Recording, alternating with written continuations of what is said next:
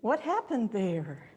I believe the music modulated and we didn't, but that was fine, wasn't it? My journey through religion. It's interesting that the reading this morning talked about scary things for children, because some of the stuff I heard in the name of religion was pretty scary, pretty scary. But you know, most of us didn't grow up here in Unity. We weren't born into this, in this lovely, empowering teaching. Most of us had a story to get here. And mine, of course, is like everybody else, very interesting. And I thought I'd share it with you this morning. Because I was not brought up with scary stuff originally. My family, I think, was the only people on our block that didn't go to Sunday school. So I'm grateful for that. I didn't have a lot to unlearn at one time. But the first remembrance I have of anything religious was in grade school, where every morning the class all marched into the auditorium where we stood in double lines and all the grades all the way up. And we recited the Lord's Prayer together and sang a hymn. And it was usually Onward Christian Soldiers. And if you've listened to the words to that hymn recently, yeah. So I did memorize those things and repeated them by rote, but never really thought a lot about what they meant. In grade 2, I read a book about a farm family, and the daddy was described as a God-fearing man. Now, I didn't know what God was, but I was pretty sure it wasn't something to be afraid of. So I kind of ignored that. And just as an aside, the theme of the story was the children were terrified because Mr. Wiggler was coming. And they thought Mr. Williger, that was it, Mr. Williger was going to come and take their pet calf. And they were terrified. But the sort of joke of the story was, it wasn't Mr. Williger at all. It was Mr. Williger. It was only a woman, so nothing to be afraid of. Now, I don't want to go on a feminist rant here, but it has occurred to me, and I'll share another incident with you later, that rigid religious beliefs somehow often go in hand with misogyny. We'll see. Anyway, I had a friend, my best friend, Mary Margaret, lived next door, and Mary Margaret was Catholic, and she went to Catholic school, very religious. Her mother insisted that she go to confession every Saturday morning. So I would tag along with Mary Margaret so that as soon as she was finished with confession, we could go play. But we realized that that was taking up a good part of our morning. So one week we made a secret sisters pact that we would not sin all week. So she didn't have to go to confession, right? So we did, we were great. We didn't lip to our mothers. We didn't sneak a cookie, didn't tell a fib, nothing. So she went to confession. Well, first of all, she told her mother she didn't need to go, but mother insisted she did. So she went to confession. And she said to me, don't worry, I'll just say, bless me, Father, for I have not sinned, and then we'll be able to go play. So she did that. Bless me, Father, I have not sinned. And Father said, oh, yes, you have. You are a miserable sinner. You know you have sinned. I want you to go back out there and say the Lord's Prayer 10 times, pray to the good Lord, then come in and tell me how you sinned. So we're nonplussed. What do we do? So she says her prayers. She goes back and she says, no, Father, I prayed and God said I'm right. I didn't sin. But back he sent her again to say 10 Hail Marys. She did that. And then we got an idea. She went in and she said, bless me, Father, for I'm about to sin. I'm going to tell a lie now because brother's making me say I sinned when I didn't.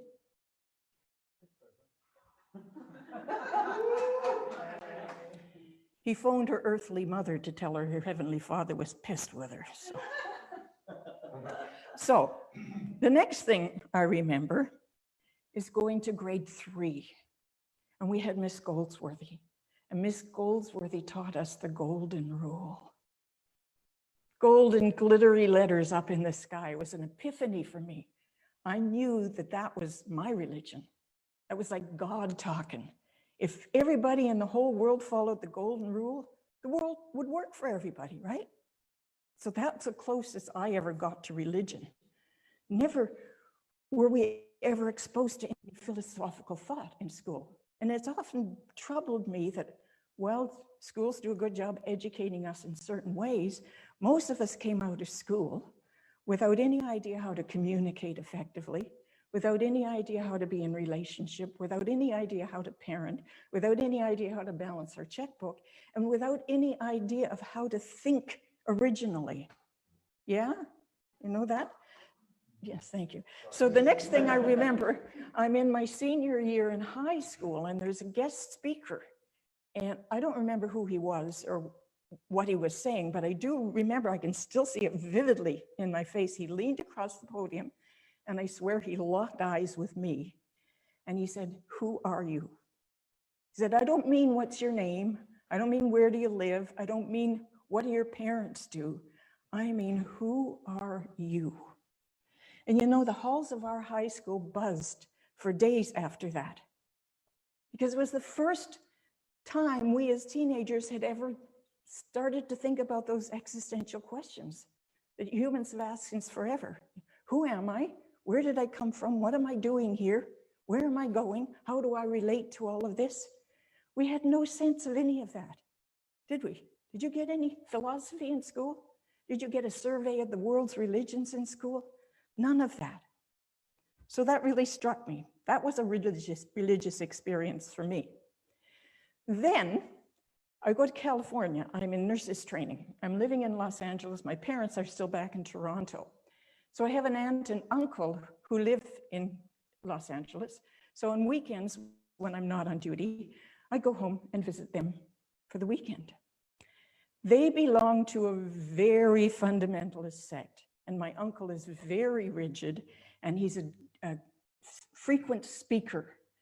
And so I remember going with them to service one day, and he was going on about how the end of the world, which is supposed to start in 1934, you could tell it was coming soon because of the terrible fact that people were protesting to legalize the third sex. And there was this great horror and consternation in the congregation, and I'm going, huh? But later that night, and here comes the misogyny thing, that same uncle, rigid, super religious, looked at me and he said, "You know, you're built like a brick shithouse." And I said, "What?" And I was so insulted because I thought he was calling me fat. But later it was pointed out to me that in a certain genre of gentlemen, that means he was noticing that I had large breasts. And I said, "This is religion?" So, you know, I haven't been all that excited about being religious most of my life. When I was getting married, I was marrying an Anglican. His mom went to the Anglican church in our town, and his dad went to the Anglican church in the next town because he didn't agree with the preacher. So his mom's preacher refused to marry us because I, not having been baptized, was a sinner. So his father's priest agreed to marry us if I would study and become baptized after the wedding. So we agreed to that. And he came to my house and he reiterated that yes, anyone in India or Africa or any place in the world who had never heard of Jesus Christ was going to burn in hell. And yes, that my beautiful, innocent baby boy was born in sin. I said, "Get out of my house." So it was 20 years before I did anything else religious or spiritual. And what happened was I was at a wedding at a church, a New Thought church in California. And actually it was my same auntie was getting married. Very wisely, she had divorced the other guy and she had found a new guy and a new church, yay. So I heard this wedding and for me, everything I'd heard before was you have to be saved by Jesus. And this minister didn't mention Jesus. He didn't even mention God. He talked about the infinite and how the infinite love was expressing as this marriage. I thought, wow, this is really interesting. And then 2 years later, I was visiting in California again, and my grandfather had died, and I attended a memorial service that was like the kind of memorial service that I'm now privileged to conduct. He talked about the eternality of life, that there is no heaven and hell except what we create in our mind. He said that life and death are not opposites, but birth and death are portals to life. I said, give me something to read. So the first book I got was The Science of Mind text, and it's this thick, and it's written a long time ago in kind of convoluted language. But I slogged through it, and I found myself every once in a while putting it down and saying, wow, did he just say what I think he just said? Because the first 4 chapters of the book are called The Thing Itself, in which he explains what God is, how to use it, what it does, how to use it. I said to myself, I can use God. Yes, there is a power in the universe that's available for me to use. It was amazing. So then I kept studying and taking classes and doing everything I could to learn more about this. And there wasn't this discipline in Victoria at that time, so I'm taking correspondence classes from Seattle and Edmonton and doing everything. We went to Vancouver when we found, the church then was called Religious Science. We used to go to Vancouver from Victoria to go to church. That's how much I wanted this stuff. So I did all this stuff. The minister there eventually referred us back to an independent center in Victoria, which was pretty similar. I didn't even know about unity at that point. And so I did everything I could to learn, and eventually our Science of Mind church had to let go of its charter because we didn't have the cash flow to pay a minister. So they asked me to be the permanent guest speaker. And then we affiliated with an organization out of Edmonton called the International Alliance of Churches of Truth, IACT. And there were 4 centers in Canada then: Victoria, Calgary, Edmonton, and Winnipeg. And somehow Spirit led me to Winnipeg, and I've never quite forgiven Spirit for that anyway. But the Winnipeg Center had also originally been Science of Mind. So we were able to bring that center back into the Centers for Spiritual Living family. And I was able to become licensed and ordained as a practitioner and a minister. But after 3 Winnipeg's winters, there was an opening in Kamloops. And I said, well, that's halfway home. And then after 2 winters in Kamloops, I said, I got to get back to the island. So I came back to the island and I hung my license at the Center for Spiritual Living in Campbell River. And I used to go up there and speak. And a member there said to me one day, you know, Unity in Nanaimo doesn't have a minister and they're looking for guest speakers. And the rest is history. Here I am at Unity. Now, originally I preferred, and Unity and Centers for Spiritual Living now have a loose amalgamation. We're sister teachings. Originally, I liked Science of Mind better because it was my original teaching. And the difference I saw between Unity and Centers for Spiritual Living is that Unity people tend to be a little more in touch with the Christian roots from which they both spring. And I wasn't all that comfortable with Christianity. But I have come to appreciate the Christian roots as taught by the Fillmores and as being interpreted and reinterpreted by many great thinkers, including Thomas and myself, right? And Thomas had been giving some great talks on new interpretations of the traditional Christian scriptures. Now, I still personally don't like to identify myself as Christian because I don't want to be tarred with the brush of right-wing intolerance that we hear about so often. We had a family visit us not long ago.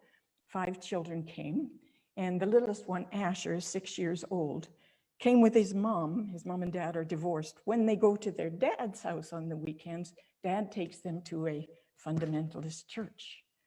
So 6-year-old Asher in the Vancouver airport went up to an Indian lady and said, "Are you Christian?" And she said, "No, dear, I'm Hindu." And he said, "You're going to hell."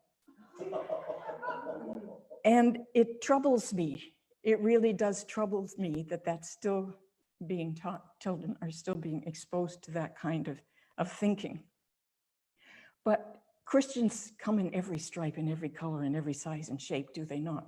And there's a whole continuum of left to right. So bless them all. When Asher asked me if I was Christian, I said yes. But I'm also a Buddhist and I'm also a Taoist. And hopefully the child is now thinking. now thinking a lot. I mean, I don't want to put a kid against its parent, you know, but so what do I believe? Well, our foundation statement, I believe that the God is a divine presence, the one power and presence active in the universe and in my life, that created and is still creating the world, and which expresses in the world and in each of us. So the unity interpretation of the word Christ is not as a last name for Jesus. It's a title. It indicates an advanced consciousness. And unity teaches that the divine is present in each and every one of us. And so we all have a Christ nature, just as Jesus did. Unity holds Jesus not as the great exception to being human, but as the great example for what is possible for each of us as a human. Didn't Jesus himself say, ye too are gods. These things and greater shall ye also do. So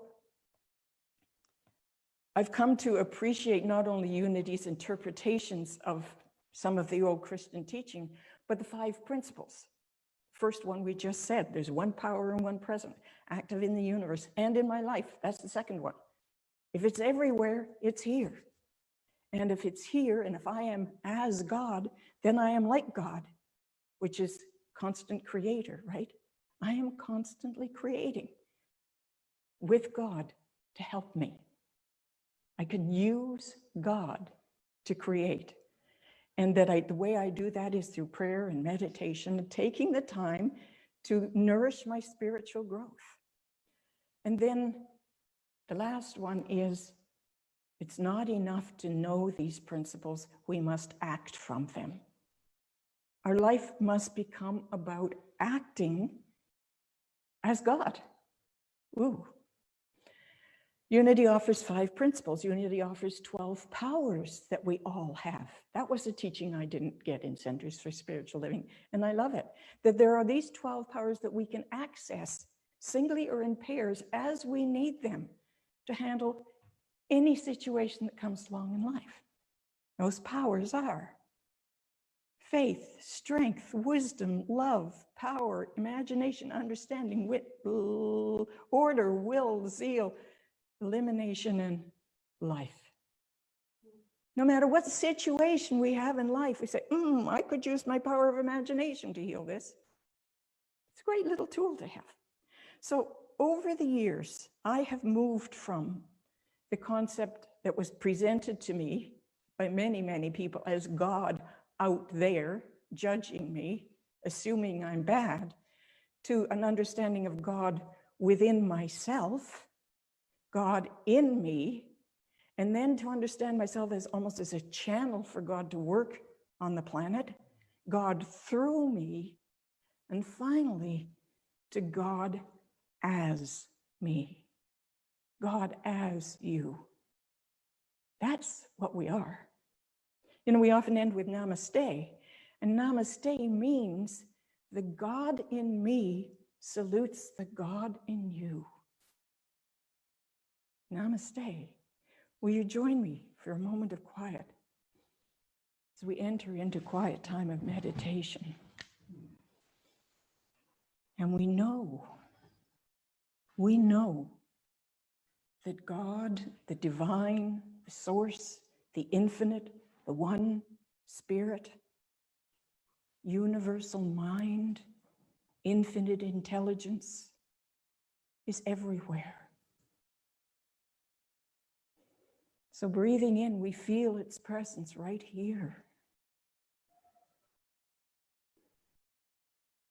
And we see its presence in every person in this room. And as we leave this building, we see the presence of God in the gardens, in the labyrinth, in the trees. And as we go back to our daily life, we see the presence of God in our families, in our friends.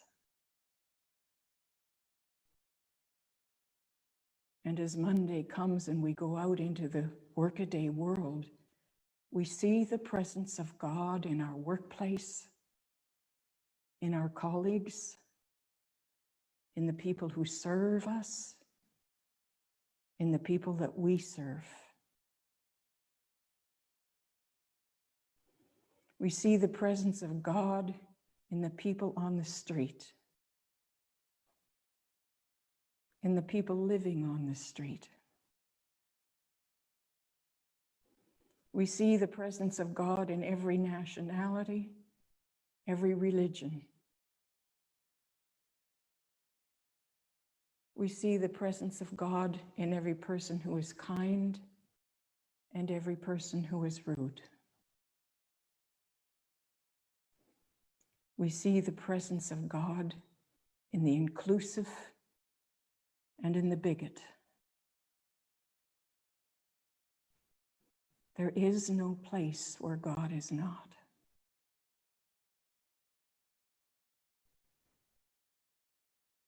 And so we commit ourselves to seeing only the God